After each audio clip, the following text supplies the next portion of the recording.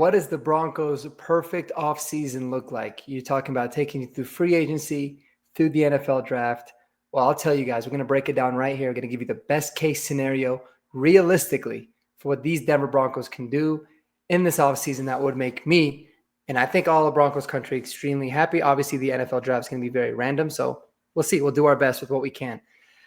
Before I get started, guys, a huge shout out to David Talks Broncos and NFL Draft. He's an awesome YouTuber, local. He gave me this idea. He inspired me with his video. So I just wanted to make a version of my own.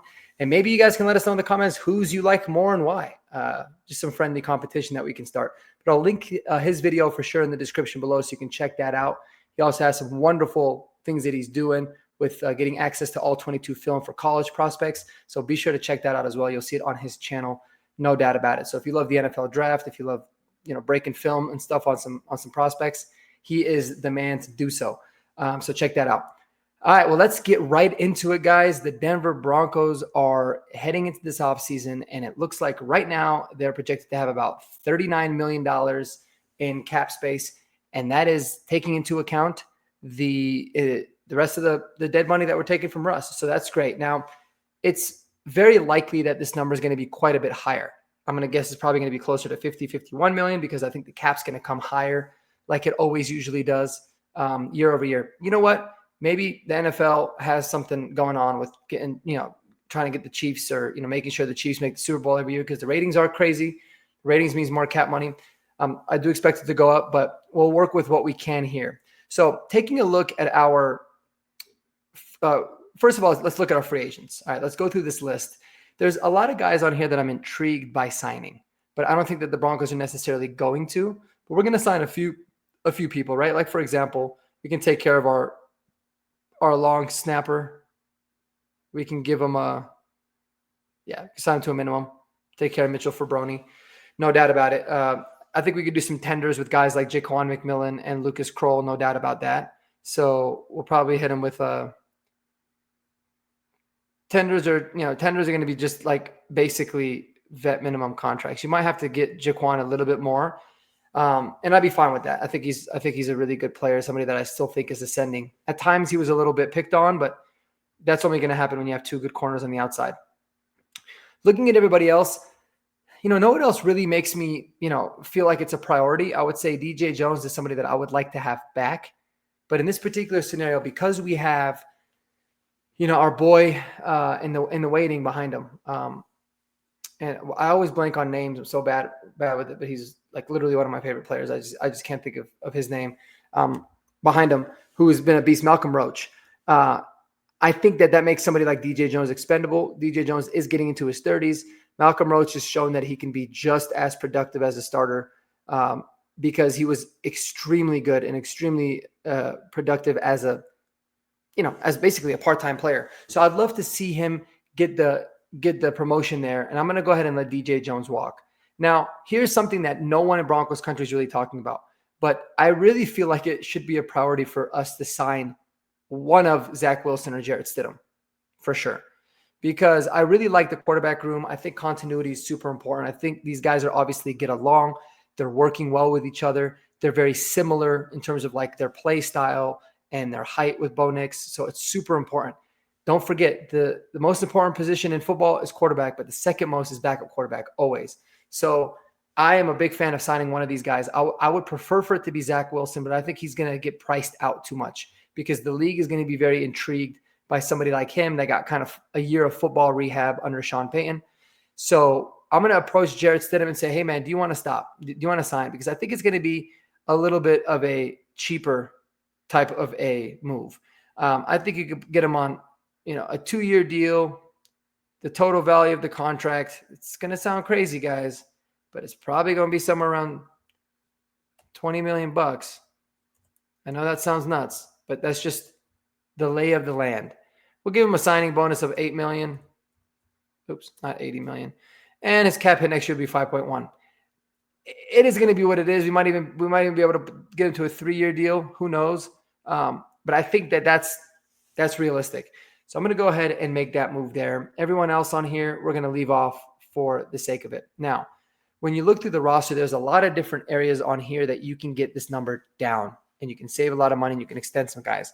So first and foremost, it starts with Cortland Sutton. We've done this exercise before. We are going to definitely extend Cortland. We're probably going to add, in terms of New Year's, we'll probably do 2 New Years on top of this. So that means he will be in under contract for the next 3 seasons. We'll do a void year.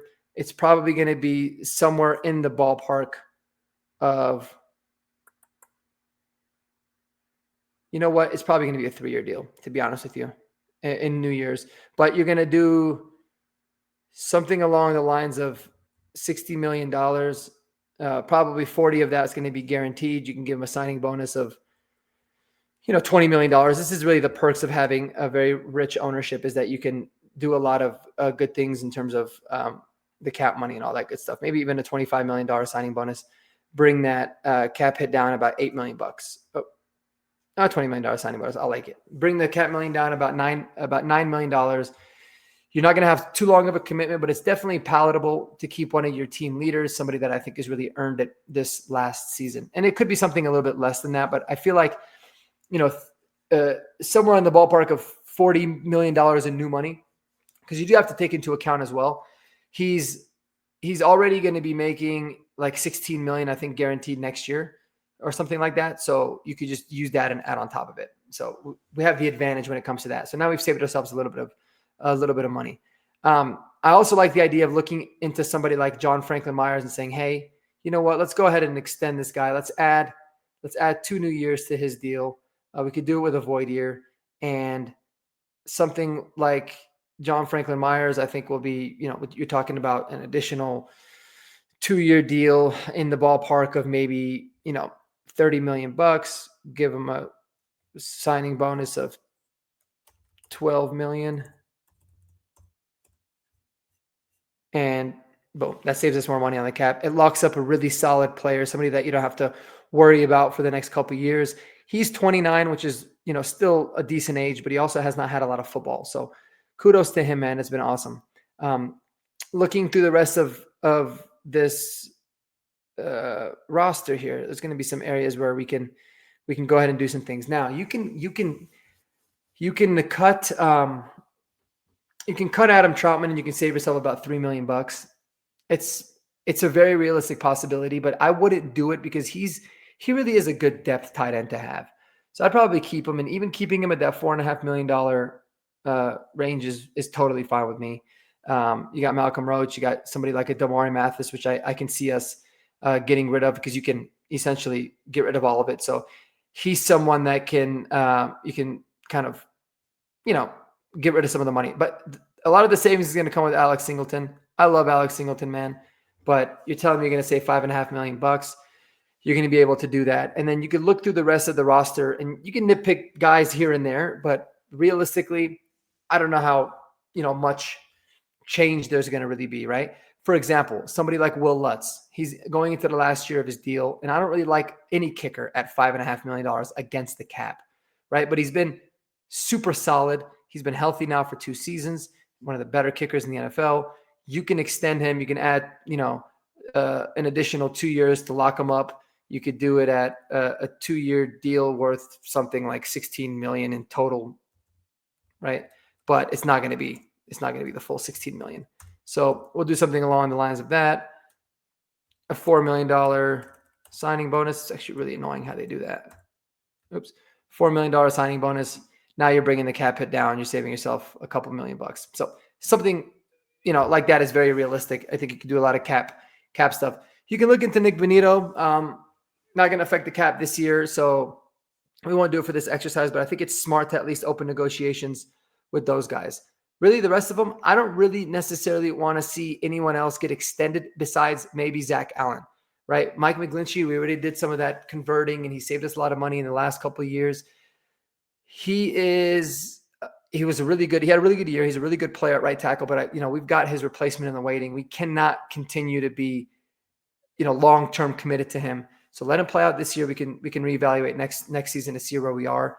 Zach Allen, no doubt about it. He's going to be a free agent after this season. He's 28 years old. He is a borderline all-pro player. add 3 years on the deal, give him a void year. It's going to be a 3-year deal. Probably it's going to be quite a bit expensive. It might be somewhere in the 20 to $25 million a year range. I'm going to say 62.5 with a $17 million signing bonus. Let's see what this ends up working out to be. Yeah, I can see that. I'm good with it. It's a premium position. He's a premium player.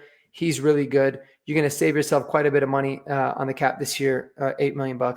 And now you got yourself $63 million in change to go out there and have yourself a great time in terms of looking at the different free agents. So here's where the fun begins, guys. This is where it becomes dope. All right, this is what I love. This is my favorite part. So when you're looking at all the different free agents, no doubt about it, I've thought about it for the longest time. My priority free agent this offseason is my man right over here, Chris Godwin. They're projecting the annual salary is going to be 22.5. That could be right, but maybe with the injury, you can get him on a deal that it's a little bit shorter in terms of the overall commitment that you have to him. But he's only 28 years old, unbelievably productive player. I'm a huge fan of him, but I think I just messed all this up. So I got to go and see if I can sign some of these guys. Hold on. Oops. Maybe if I learn how to use this thing, that'd be cool. All right, let's sign some free agents, but not mine. Let's go to the league. All right. So Chris Godwin, ain't no doubt about it. This guy, and you guys will see when the draft comes up. I'm just assuming this is going to be such an important signing because of his ability to play outside receiver, but also thrive in the slot, which is where I'd like to see him. But that versatility is huge. This guy just gets open. He's going to open up so many opportunities for the rest of the offense just by having a threat like Chris Godwin. So you can, get me him, give him a solid 3-year deal with a void year at the end of it. You can make it something along the lines of, they said it's $22.5 million. You can make it 3-year, $65 million, a signing bonus of $23 million. Cause shout out to Jordan. And look at that. His year one cap hit's going to be nothing. You're probably going to be committed to him for 2 of those 3 years in total. Then you can move on. It's a fair market rate type of contract. Ain't no doubt about it. This is something that I would do. And in case a lot of people are wondering, we keep mentioning that we have rich owners. It's not because we think we're cool in Broncos country, but it gives us a very big advantage because you have to, for signing bonuses, you got to have the cash to be able to put the cash into escrow. That's the difference. So you can offset a lot of these numbers. Like for example, let's say our owners didn't have a lot of money and they made it a $10 million signing bonus. The cap hit this year would be low, but it would be much higher in the following year. So you can get a lot of it done. So if you're paying him $20 million in signing bonus this year, then you're going to take a little bit more up front, but the second and the third year are not going to affect you much either. And it's going to be able to get spread out really, really nicely for you. You could also say, hey, we'll give you $20 million up front and you can lower the total contract value as well. So it gives you a ton of flexibility there. But let's go ahead and give this player a sign. So I'm a huge fan of that. I love everything about that signing. That in and of itself would, to be honest with you, make me extremely happy. Continuing to look through this list, none of these guys really tickle the fancy of mine, so we're going to keep going down. Now, here's someone that is really interesting, and that's Justin Reed.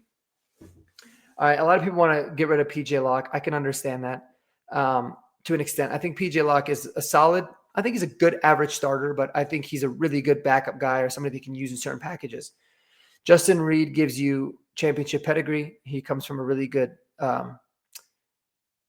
culture, a place of winning, a ton of versatility in his ability to, what he could do on special teams. He can even kick for the team. And I would love to be able to take him from a division rival as well. So in a perfect world for the defense, I think Justin Reed is probably the move to make over one of the really, really high priced guys like a Javon Holland or something like that. So I'm going to go with Justin Reed here.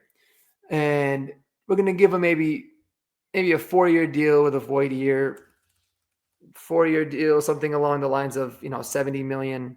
It'll be just under 20 million's average and 17.5 on the signing bonus. I don't know. It sounds It sounds about right. So that's I'm actually usually pretty decent at predicting the overall value. So I love that. Give me Justin Reed, sign it up, lock it up there.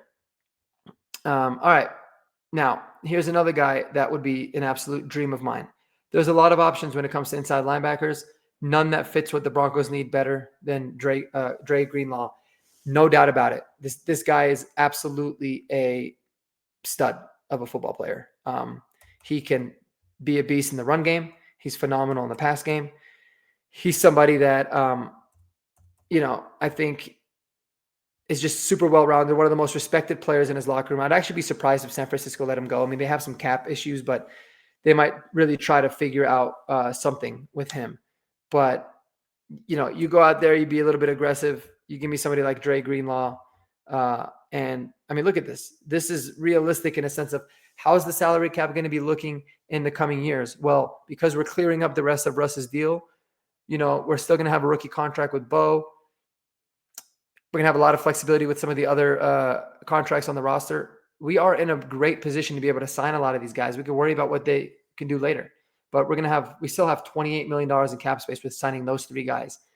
Now, I'm not going to go through every single small player here and there. Aaron Jones is somebody that I think would make sense for the Broncos. It's somebody that I love him, but I don't necessarily like him at this particular stage in his career. I can see the Broncos doing that. I know we talked about Najee Harris as somebody that we could bring in as well. But I ultimately don't believe that, I don't believe that they're going to make a move for Aaron Jones. And, frankly, they might not even make a move for Najee Harris as well. Another guy that's a must sign, without a doubt, is Juwan Johnson. He was projected, I think, at a $10 million a year annual average. We'll be kind and we'll give him an extra, few $1,000,000. Give him a signing bonus of, $7 million. Roll with that. No problem. Juwan Johnson he's familiar with Sean Payton. He's a very productive player. He's not going to cost you a whole bunch of money. Makes a ton of sense. Now, David he did talk about Darius Slayton as somebody that would make sense. I'd be fine with that too, but I'm putting all my eggs in the basket for somebody like Chris Godwin. And you guys will see why once the draft comes up, because I've kind of run through a couple of these scenarios in my head. His versatility just makes it so much easier to be able to pick and choose a wide receiver you might love that may fall to you. So that's really why I'm doing all that. And then I do want to bring in a running back, and I don't really know how to filter for running backs on this thing here, which is kind of annoying. So what I'm going to do is I'm going to just try to find one real quick, because there's somebody in my head. There's Najee. There's somebody in my head that I really the more and more I think about it, the more I feel like the Broncos really might take a chance on this kid. Ascending player, had a really strong finish of the year last year. He can kind of do a lot of things. He would at least bring you stability, somebody that you feel like, okay, he can still come in. We can see how he performs, but he's not necessarily going to hold Audric Estime back. They can really compete. Or, maybe Blake Watson if he gets an opportunity, or whatever rookie we end up drafting as well. And that is Rico Dowdle, even though A.J. Dillon's got a lot of intrigue for me too. I don't, like I said, not for me. Just I try to think of what would the Broncos sign, but I really think Rico Dowdle is somebody that the Broncos would ultimately see if I can find. There he is. All right. Rico Dowdle, I don't think it's going to be a big contract. You're talking, maybe a 2-year deal, something along the lines of what P. Ryan got a couple years ago, adding a little bit of inflation, maybe $9 million with a signing bonus of 2.5. Peanuts. Easy peasy. He's going to be cheap. He's still really young. Like I said, he just had a really good year, and he was catching the ball really good in Dallas. Very well-rounded back. People might hate on it, but I'm completely fine with that, because you're not over investing in the running back. The difference between what he's going to cost versus somebody like Najee Harris is going to be quite a big difference. But you've got a guy in Rico Dowdle that's a little bit younger, but he also has significantly less tread on the tires. He's a little bit quicker, and he gives you more in the pass game. So is he a better, more complete running back? No, but that's not necessarily what the Broncos should do in my version of a perfect offseason. What they should really focus on is getting the right guys at the right value. And I think so far we've done that. So those are my big free agent signings. All right. you guys want to give a recap? We got Chris Godwin, Justin Reed, Juwan Johnson, Dre Greenlaw, and Rico Dowdle. And you could even add another linebacker to this if you want. You could re-sign Cody Barton. I'd be fine with that to go along with Dre Greenlaw. Maybe it's time for Lavelle Bailey to step up and get a really good look. You can look into the draft. But what I'm going to do is, because you don't want to go in there with a big hole, because going into this, if this was to happen, you do have a big hole at linebacker. So go in, bring back somebody like a Cody Barton on a 2-year deal worth something along the lines of, $7 million, signing bonus of, I don't know, $3 million, just for the sake of it. Sign them. Now you're not going into the draft with any kind of huge desperation holes, right? So I love it. I'm a big fan. If this is how the free agency period went, it would be a dream. I don't really think it's I don't think we're going to be that aggressive, but my goodness, would that be amazing? But even just Chris Godwin, I'm good with. All right, let's get into the fun part. Now we got the NFL draft. We already did the simulator this first time. And just to give you all a little bit of a recap and give myself a recap, we got, it looks pretty solid. Oh, look at that. Ashton Genty to the Niners. Good Lord. That would be illegal. Tyler Warren going over to the Cowboys. Luther Burden, the Dolphins. Man, that's tough. Same thing happened with Davis too, I think. Emeka Ibuka was gone. So now we're in this position where we have Benjamin Morrison and Kenneth Grant and Shamar Stewart and Armand Membu, Matthew Golden, all these. So if I'm the Broncos, I'm looking and I'm saying, you know what? We need to potentially look at trading back, all right, in this particular scenario. But we're not going to do that here because that's just going to be too much of a pain in the ass. So we look at the running backs. We like these guys. I think we can really wait because there's a lot of guys that I love. Taking a look at the tight end position. Guys, I'll tell you what, man, Harold Fannin is so good. I wouldn't even be that pissed if we took him in the first round. If the board felt like this and you really wanted him, I'd be fine with him or Colson Loveland. But let me hold off and keep looking. Let me look and see what else we got here. Oh, man, this is tough. This is a lot tougher when you're doing it.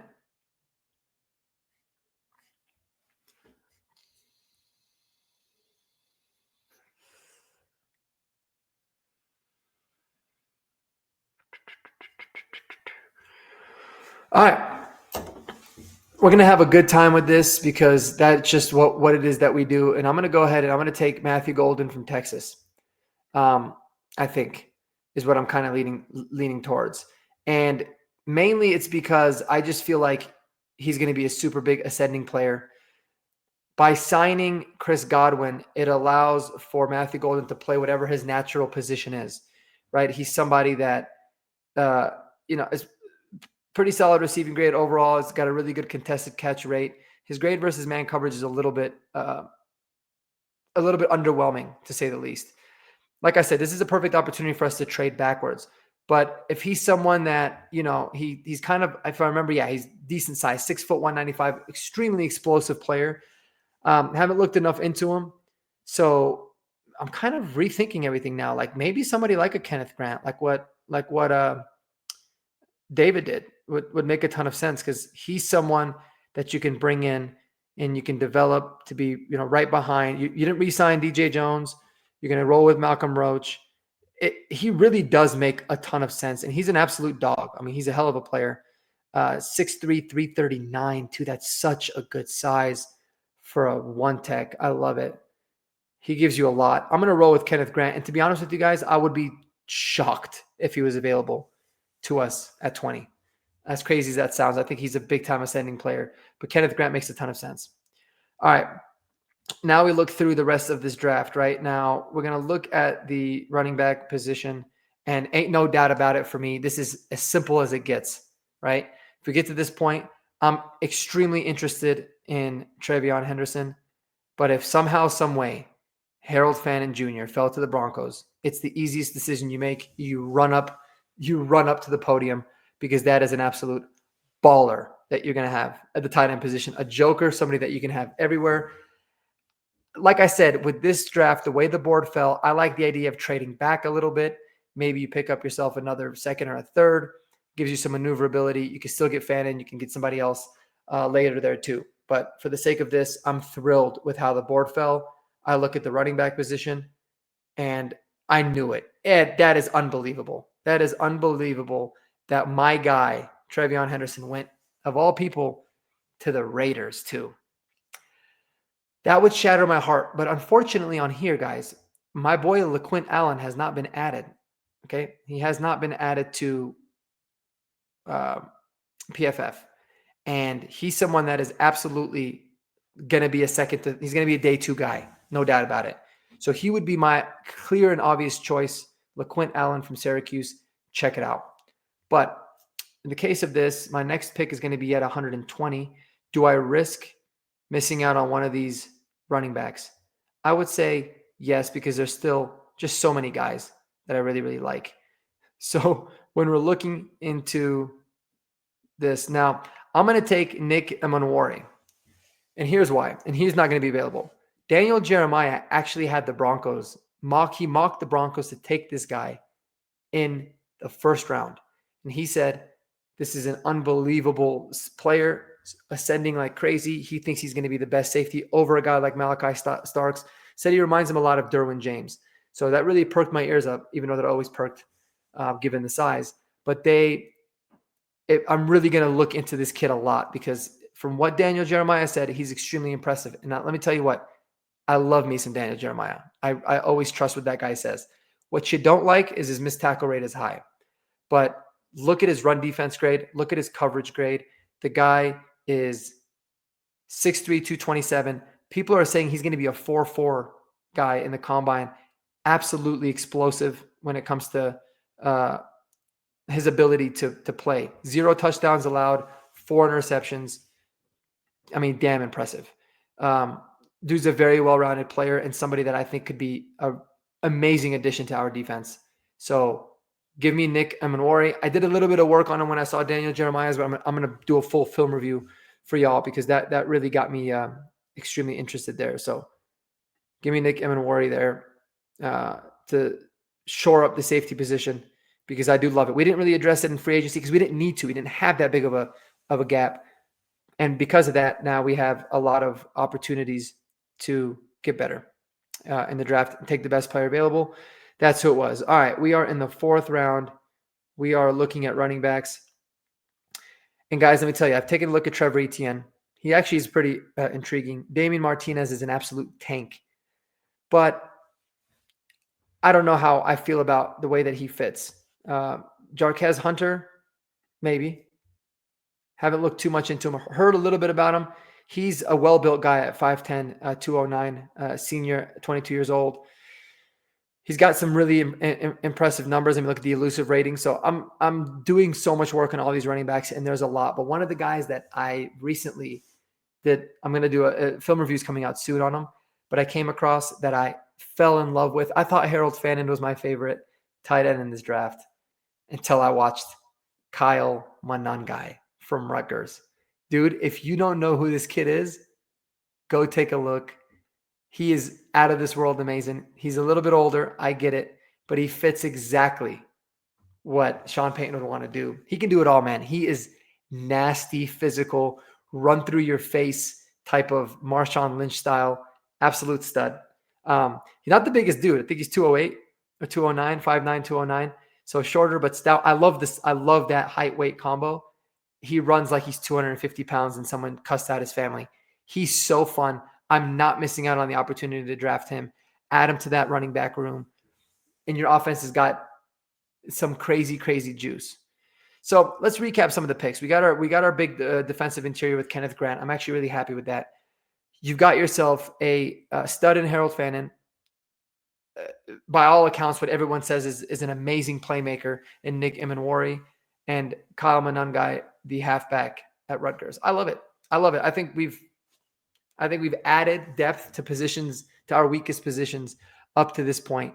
But there is a room that I really want to add to, and I'm hoping I get the opportunity to get the guy that I wanted at this particular spot. I doubt it. Yeah, it doesn't look like it's going to happen.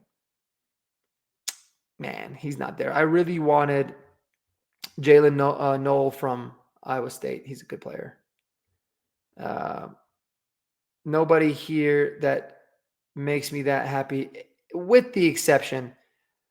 This dude Efton Chisholm, watch out for him. He's been making some noise at the Senior Bowl. He's a pretty impressive cat himself.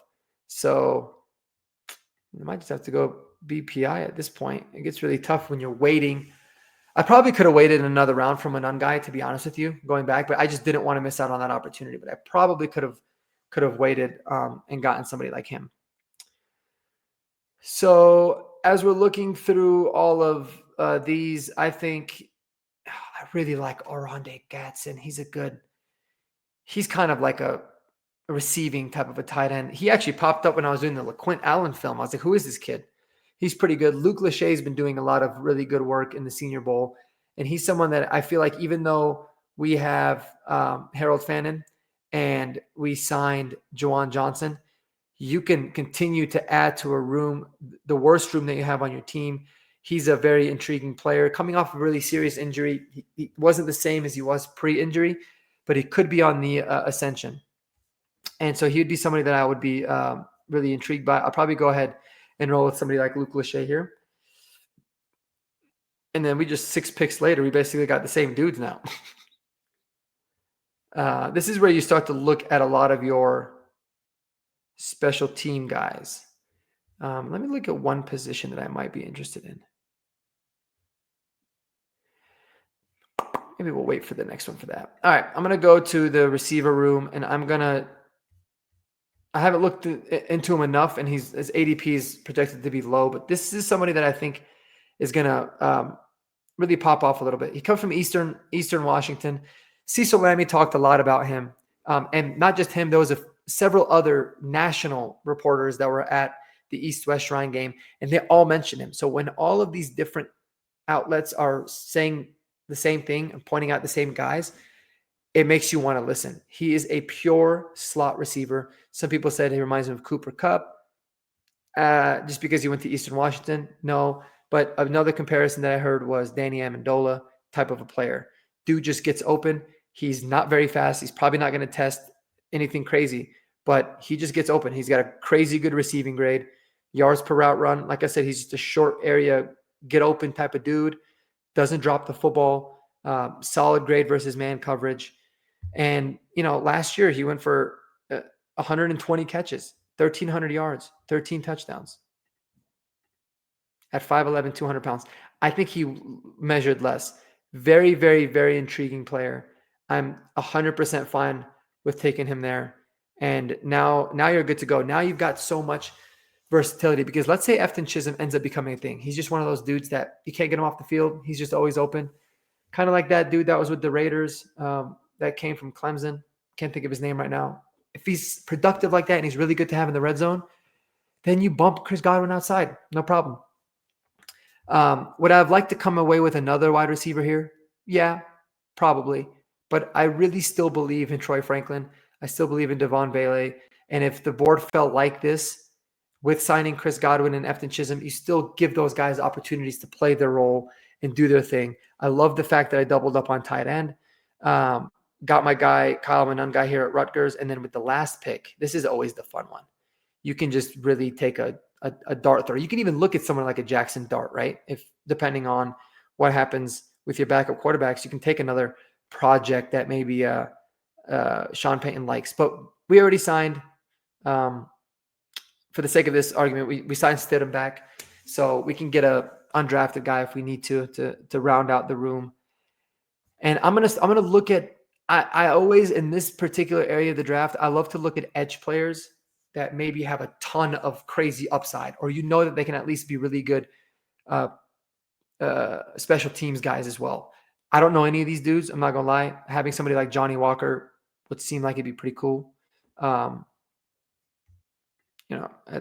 6'3", 255 is a solid size guy. Ahmad Hassanin is someone from Boise at 6'3", 271. I kind of like that size. You know what? Screw it. We'll go with him there at edge. and we'll round out this draft. And let's see what PFF says that I got. I don't really care. They're probably going to say it sucked. But,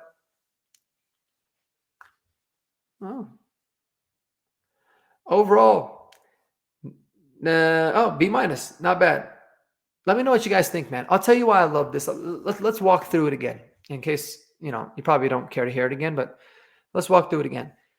The reason I chose to go with Kenneth Grant is because the way the board fell, Emeka Ibuka was not there. He would have been one of my choices. Luther Burden would have been one of my choices. Obviously, Ashton Genty and Tyler Warren. Those are really the four guys that I would target at 20. None of them were there. I went into the draft fine with having somebody like Malcolm Roach as my nose, but you get an opportunity to get a stud, true nose tackle, from Michigan, very highly rated player at a good part of the draft with a ton of upside. You're going to take that all day. And what's nice about him coming into that situation, he doesn't have to necessarily start right away if he's not ready. So we don't have to rush him into anything. But I love that. In round 2, I ran to the podium for Harold Fannin Jr. If he's available at 52, it'd be a godsend. This dude has got all the tools that you can ask for. Pair him up with someone like Juwan Johnson. We're re-signing we're keeping Adam Troutman. Adam Troutman, Juwan Johnson can do a lot of your dirty work. They can give you a little bit in the pass game. Juwan Johnson, obviously more. Harold Fannin is the dude that you just pull out there when you want to get yards and you want to get explosive plays. You move them all across the formation. Absolute stud. You also got Chris Godwin, who we signed as a free agent as well. So you talk about adding weapons for Bo. Hell yeah. Nick Emanwari, someone that was mocked to us at pick number 20 by Daniel Jeremiah. Derwin James was the comp. Can't wait to do work on him. But he would be, if he is what everyone says he is, he'd be unbelievable value at, in the third round at safety. Kyle Monangai, one of my favorite players in this draft. And he will be, throughout this entire process, my favorite. Love the dude. Love what he would bring to the room. They give it a D+, but I don't really care. PFF, screw you. Luke Lachey, we're doubling up on tight ends. Completely different player from Harold Fannin. A nice young duo of tight ends that you can develop while still having some vets that can carry the load. Efton Chisholm is a pure slot receiver that just gets open, adds a unique element to this wide receiving core that we don't currently have, except for with what we got with Chris Godwin there. And then Ahmed Hassanin, don't know anything about him. I just wanted to take an edge. So that's what it is. I want to know what y'all think below. How would you guys rank my offseason? I kind of did most of it on the fly. And to be honest with you, that would be a 9.5 out of 10 if all of those things happened. So absolutely huge fan. Let me know below in the comments what y'all think. And go Broncos as always, baby. Until next time, peace out.